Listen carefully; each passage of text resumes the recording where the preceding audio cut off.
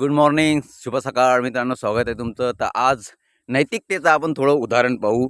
तर माझं हे शेत आहे. तर माझ्या शेतातनी माझ्या जवळपास 15 ते 16 जनावरं आहेत. आणि माझी एक नैतिकता आहे की समोरच्यांना सांगणं की ढोरं हे शेतात आणू नका आणू नका. तर ही नैतिकता झाली. तर आपण नैतिकतेनुसार वागूया. तर चला तर मग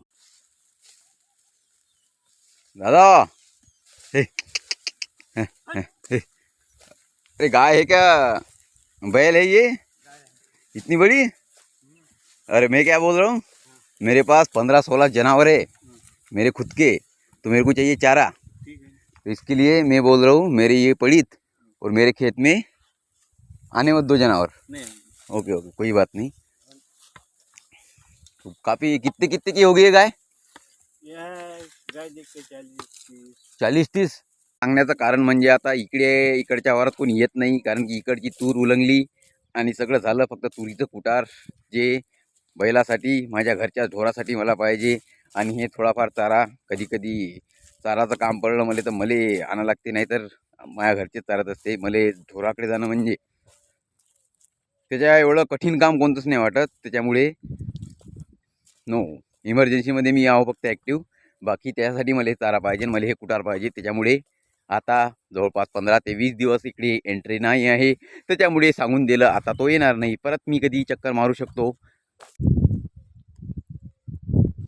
तर आपल्या इकडल्या बैला एवढी ते गाय होती, एवढी खतरनाक. म्हणूनच तर म्हटलं बैल होय का गाय होय. तर एवढ्या गाई, कॉमन सेन्स आहे एवढ्या गाई समजले असतील. तर एवढ्या मोठाल्या गाई आमच्या इकडे नाही आहेत. त्या विचारलं गाईविषयी माहिती, तर ते म्हणे हे गीर जातीच्या गाई आहेत म्हणे आणि 5-6 लिटर दूध देते म्हणे. जर त्याचा तुम्ही व्यवस्थित जर आहार देसाल त्या गाईले तर त्याची.